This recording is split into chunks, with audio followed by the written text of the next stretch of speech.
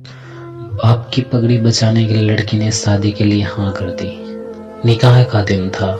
लड़की ने अपने उस लड़के को कॉल किया जिससे वो मोहब्बत करती थी और उसने कहा कि शादी में जरूर आना, तो लड़के ने मना कर दिया।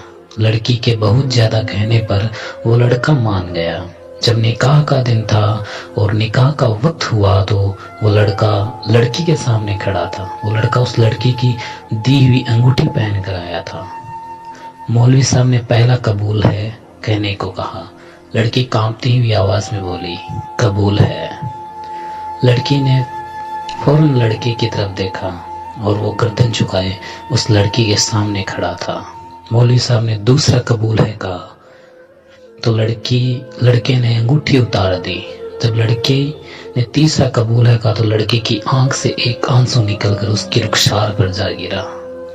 उस लड़के के हाथ से अंगूठी गिरी और वो चला गया। उस लड़के की विदाई हुई थी। लड़की जब घर पहुंची तो लड़की की दोस्त भी उसके साथ थी।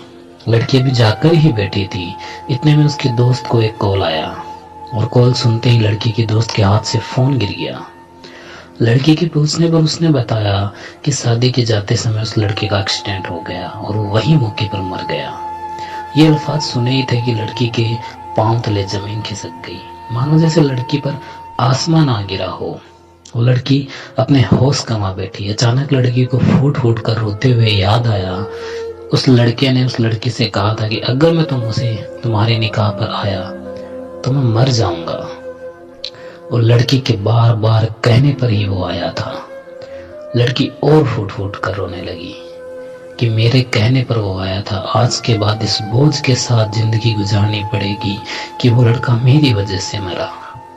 मर्द मर तो जाता है लेकिन वो अपनी पहली मोहब्बत को कभी नहीं भूलता, मानो कि उसकी पहली मोहब्बत ही उसकी दुनिया होती है। मर्द जिससे सच्ची मोहब्बत करता है उसका कब्र तक साथ निभाता है।